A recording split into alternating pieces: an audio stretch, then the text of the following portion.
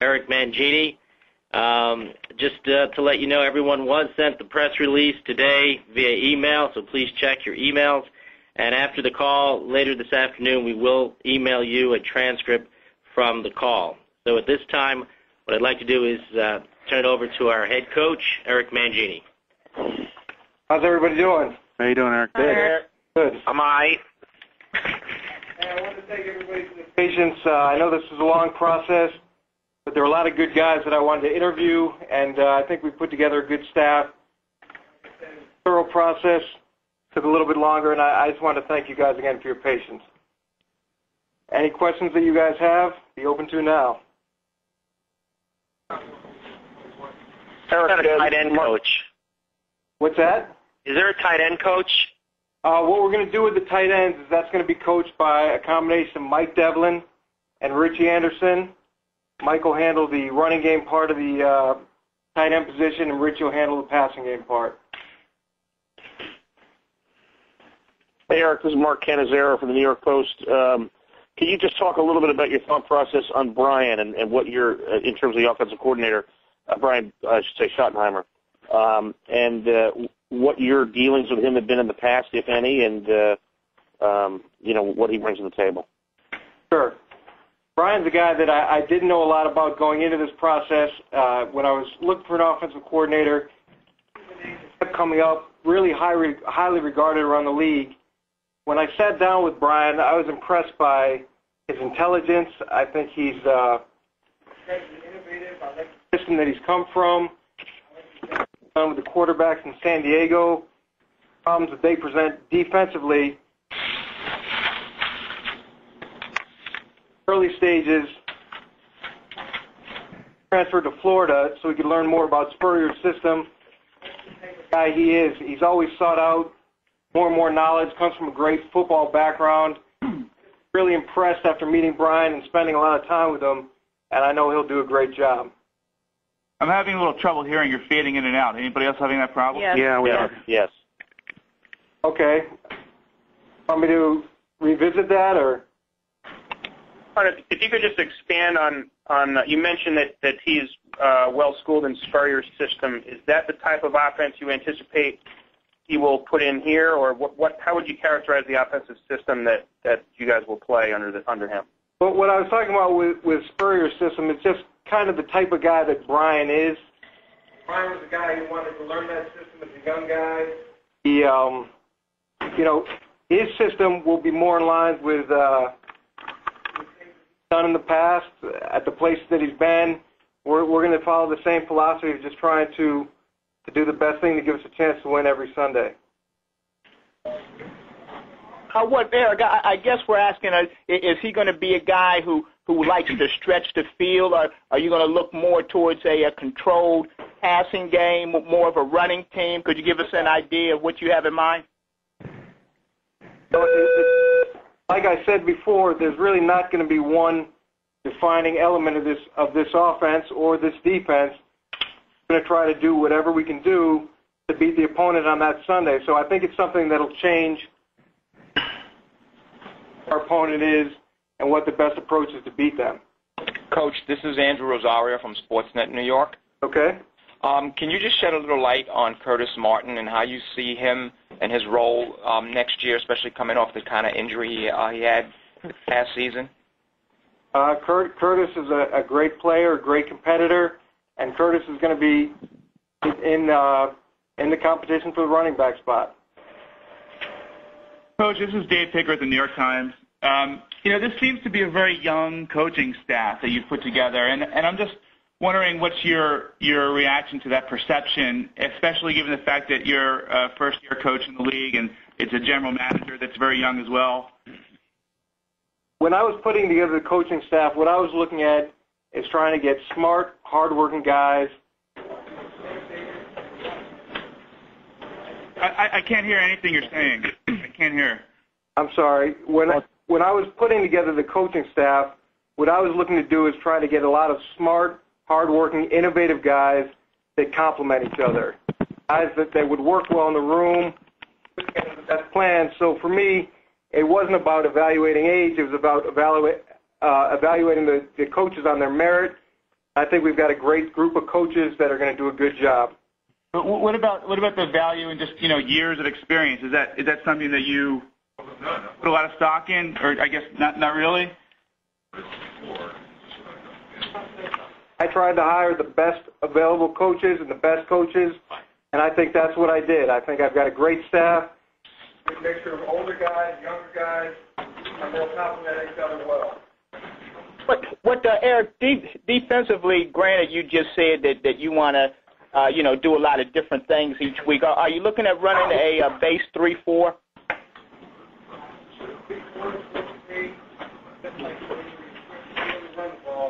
It's going to be whatever gives us the best chance to win on Sunday. Do you think you have the personnel to do that at this point? Like I said, we're going to evaluate everything, and we're going to do the best chance, the thing that gives us the best chance to win. Eric, Randy Lang, I don't know how much you're prepared to say about Chad Pennington at this point, but is there anything that you could say regarding his situation with the Jets at this point as you're trying to come to some agreement with him to keep him aboard? Chad's status with the Jets is unchanged. Coach, it's Sean Deegan from Jets Insider. Can you tell us a little bit about your selection of Bob Sutton as a defensive coordinator and what made you led you to that decision? Julius Aaron. Guy that I've gotten to know, guy that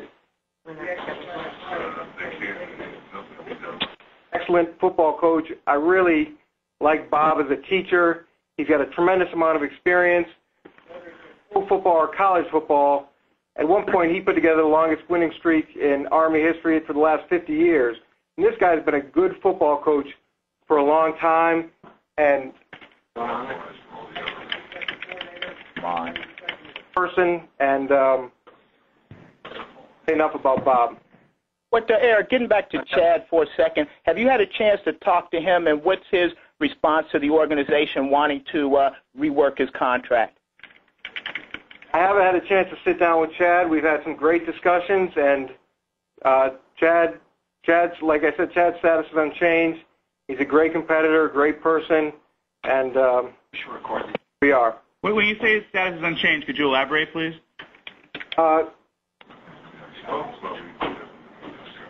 Elaborate on.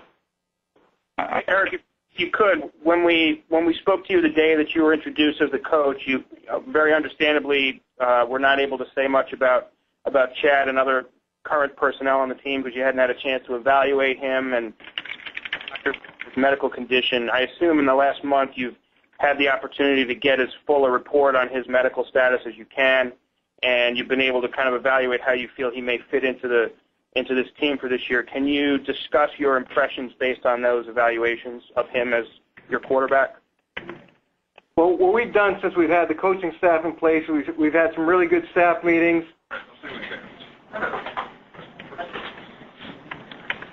Good give and take, great ideas, and at that point we're evaluating personnel, and we're continuing to evaluate our personnel, not just at the quarterback position, but at every position. And we're going to try to complement the guys that we have here with the draft and free agency. That's what we're working on currently. Coach, can you give us an update on Jay Fiedler? And is it conceivable that he could be the starting quarterback? Mike and I are in the process of working through all the personnel. As soon as we have any decisions regarding personnel or anything else, we'll get that to you as quickly as we can. Hey, Eric, with regard to Chad, again, do you? I know Ken just kind of asked the question, but you didn't really address it, I don't think. Do you know at this point when he can actually throw, competitively, so to speak? Is that going to be before training camp, or is that not going to be until training camp? Chad is in the rehab process, and that's what he's working on. He's working as hard as he can to get better, and he's taking it day to day, and that's his current status. He's working as hard as he can to get back as quickly as possible. But, I mean, there has to be some sort of timetable. You must have some, at least, loose timetable. Obviously, you're not going to know until he actually does things. But, is there some sort of timetable when he can actually throw?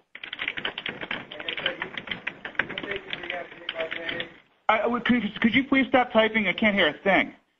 I said that Chad is taking his rehab day to day. He's He's working as hard as he can at it, and as soon as he can get in a position to do anything more, that's when that'll take place. And you envision him being the starting quarterback this year? You know, I think that, like I said, with all of our personnel, we're evaluating as we go. That's a hypothetical question that at this point I can't answer.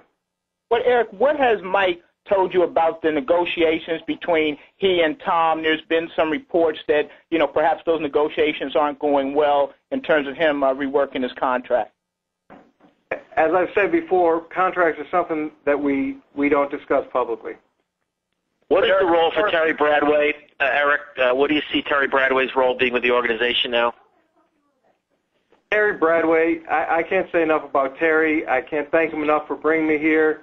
He's a tremendous asset to the organization, and he's working along with Mike and I to help us through this process, and he's been great. What exactly will he be doing? Can you describe his role? I think Terry's role is continuing to evolve, and he's doing whatever he can to help us win. Coach, talk about the hiring of Brian Cox as your line coach, and what do you expect him to bring to the defensive unit? I had the pleasure of coaching Brian Cox, and I've been friends with Brian Cox for a long time. I think he was a tremendous player, and he's a great person. I think he's going to be an outstanding coach. I think this is an excellent opportunity for him, an excellent opportunity for us. Brian's going to be a real asset to the staff. Eric, Peter Schwartz from ESPN Radio. Yes. Could you talk a little bit about retaining Mike Westhoff and how important that was to you to keep him with the coaching staff? I was able to sit down with Mike and spend a lot of time with Mike. I think that as a competitor playing against Mike's special teams, they've always been outstanding. They've always been well coached. He's been successful for a long time. I'm really happy he's here. I think that great job. I think he's going to continue to do a great job, and it does provide some continuity, which asset. What, Eric, can you confirm or deny if you guys are going to put the franchise tag on John Abraham? Like I said before, we're working through all the personnel decisions.